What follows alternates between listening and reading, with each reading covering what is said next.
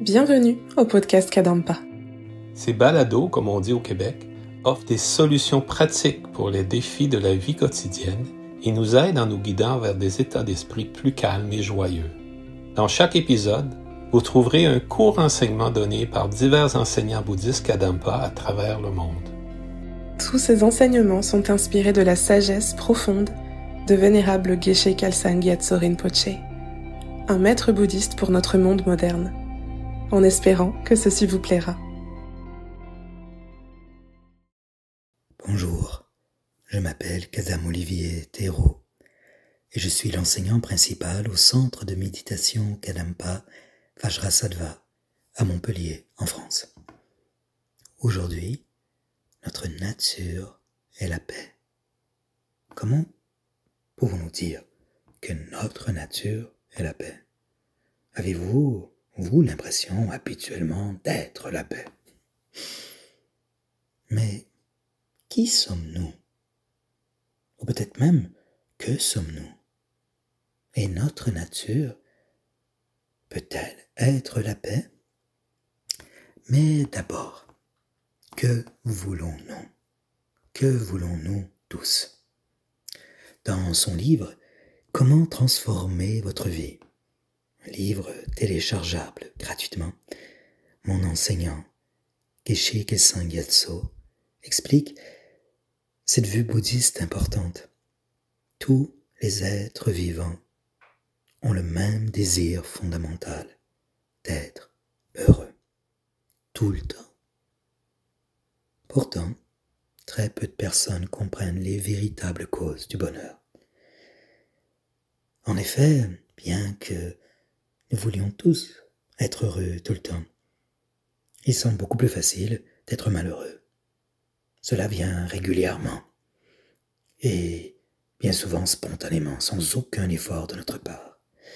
Et parfois, on dirait de nulle part, comme cela. Être malheureux peut parfois durer si longtemps et nous toucher même profondément, parfois sur des mois ou des années, lorsque nous considérons le deuil, un traumatisme ou la dépression par exemple. Alors que le bonheur, lui, il peut demander beaucoup, parfois beaucoup d'efforts, surgissant rarement spontanément. Il est définitivement moins fréquent et bien éphémère et rarement bien profond. Mais qu'est-ce que le bonheur exactement et comment le provoquer?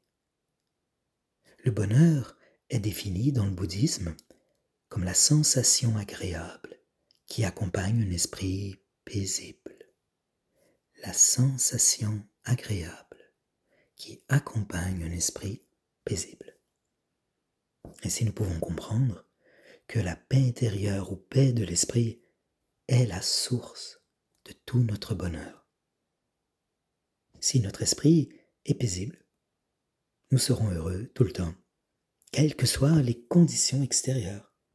Par contre, si notre esprit est perturbé ou troublé d'une manière ou d'une autre, nous ne serons jamais heureux, même si les conditions extérieures sont les meilleures. Celles-ci ne peuvent nous rendre heureux que si notre esprit est paisible. Nous pouvons comprendre cela par notre propre expérience.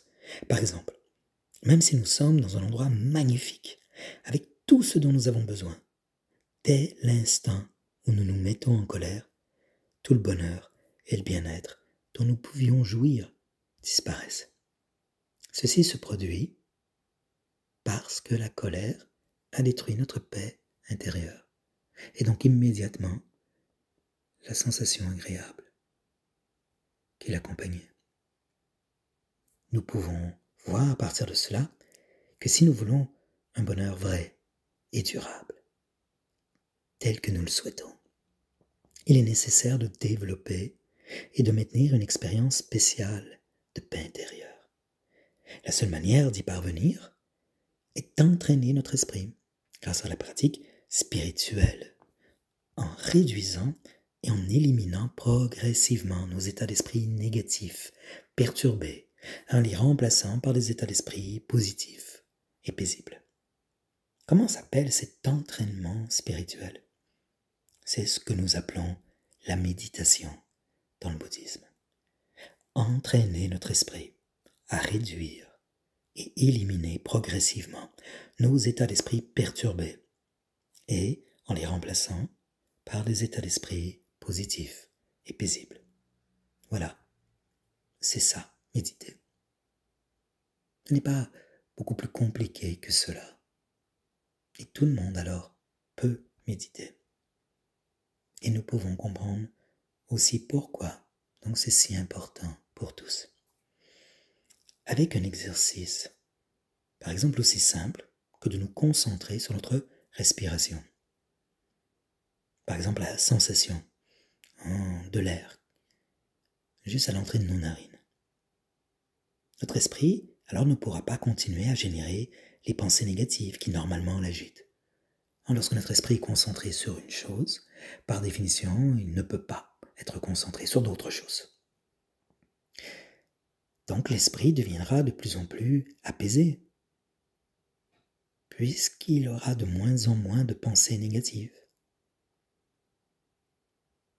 Ainsi, l'esprit est plus apaisé, il devient très bénéfique d'apprendre alors à observer la qualité de son environnement mental.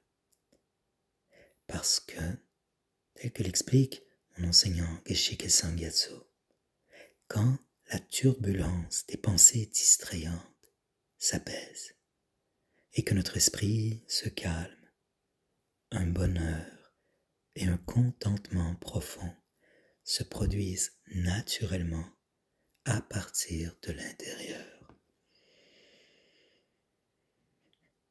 Qu'est-ce que notre esprit? Notre esprit est simplement ce pouvoir de perception. Nous pouvons percevoir ou connaître les choses grâce à notre esprit. Et ce pouvoir de perception est complètement sans forme, sans caractéristiques physiques, pure clarté, comme un espace complètement pur. Comment notre esprit pourrait-il percevoir toutes ces formes si lui-même avait une forme? Notre esprit est complètement clair, comme un espace complètement pur, naturellement donc tout à fait paisible. Nous pouvons nous poser la question, comment notre esprit peut-il connaître tous les niveaux d'intensité si lui-même n'est pas complètement paisible? Et nous pouvons observer que quand notre esprit est vertueux et positif, il retrouve son état naturel de paix, de lucidité, de bien-être. Il fait l'expérience du bonheur. Et maintenant, nous pouvons-nous être séparés de notre esprit? Y a-t-il déjà eu un moment où nous étions présents sans notre esprit, ou notre esprit sans nous? En effet, quand il y a l'expérience de notre esprit, il y a aussi nous, puisque c'est notre esprit et pas quelconque esprit. Et quand il y a l'expérience de nous, il y a aussi notre esprit, parce que cette expérience apparaît à notre esprit. Nous pouvons contempler ceci, puis finalement parvenir à la conclusion. Alors je suis inséparable des qualités de mon esprit. La nature de mon esprit est la paix. Ma nature est donc aussi la paix. Ma nature est la paix. Nous pouvons donc apprendre à méditer sur cet espace merveilleusement paisible et agréable. Une expérience d'un profond bonheur et d'un profond contentement. Et puis, développer la reconnaissance, c'est là la nature de mon esprit. La paix est la nature de mon esprit. Et je suis inséparable de mon esprit. Ma nature est la paix. Et alors nous pouvons demeurer concentrés sur cette expérience et cette reconnaissance spéciale et nous familiariser profondément avec elle. Ma nature est la paix. Maintenant, en sortant de méditation, nous pouvons demeurer avec un doute. Puisque nous avons tous en nous notre propre source de paix et de bonheur, pourquoi il est si difficile de toujours maintenir un esprit paisible et heureux? Geshe Kelsang Gyatso répond, c'est parce que les perturbations mentales envahissent si souvent notre esprit. Les perturbations mentales sont des manières déformées de nous regarder, de regarder les autres et le monde autour de nous, comme un miroir déformant. Elle reflète un monde déformé. Toutefois, nous avons besoin de comprendre que bien que les perturbations mentales soient profondément incrustées dans notre esprit, quand nous considérons le désir incontrôlé comme l'addiction, quand nous considérons la colère, la frustration, être malheureux, la jalousie, l'orgueil, le découragement, toutes ces habitudes mentales négatives, perturbées, effectivement sont profondément incrustées dans notre esprit, mais elles n'en font pas partie de manière inhérente. Elles ne sont pas inhérentes à l'esprit. Il est donc certain qu'elles peuvent être éliminées de l'esprit. Les perturbations mentales sont seulement de mauvaises habitudes mentales. Et comme toutes les habitudes, elles peuvent être brisées, conclut Geshe Kelsang Gyatso.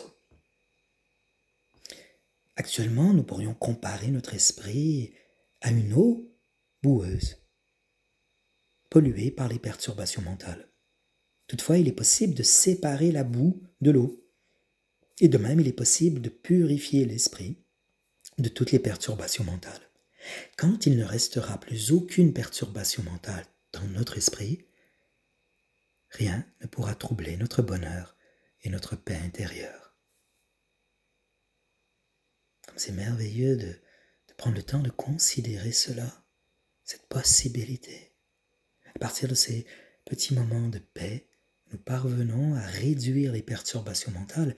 Cela nous donne une indication concrète de la possibilité d'éliminer toute perturbation mentale de notre esprit par cet entraînement qu'est la méditation à éliminer les mauvaises habitudes mentales et à développer les bonnes habitudes mentales.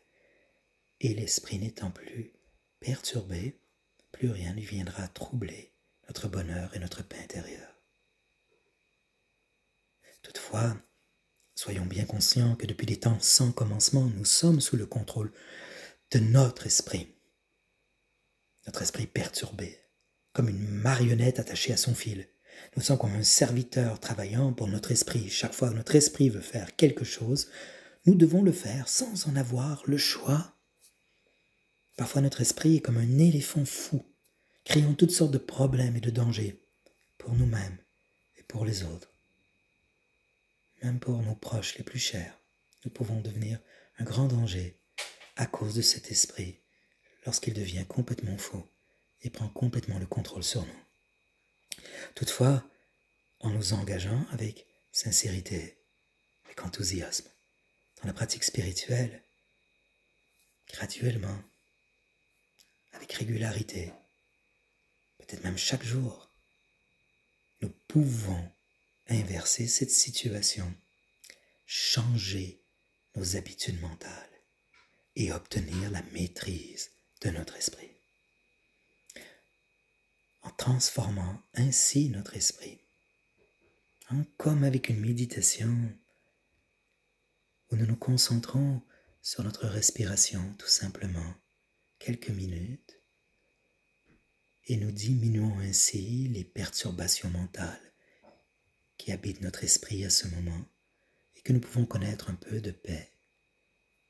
Nous en profitons alors pour investiguer la nature complètement paisible de l'esprit et nous identifier ainsi et parvenir à la conclusion: notre nature est la paix.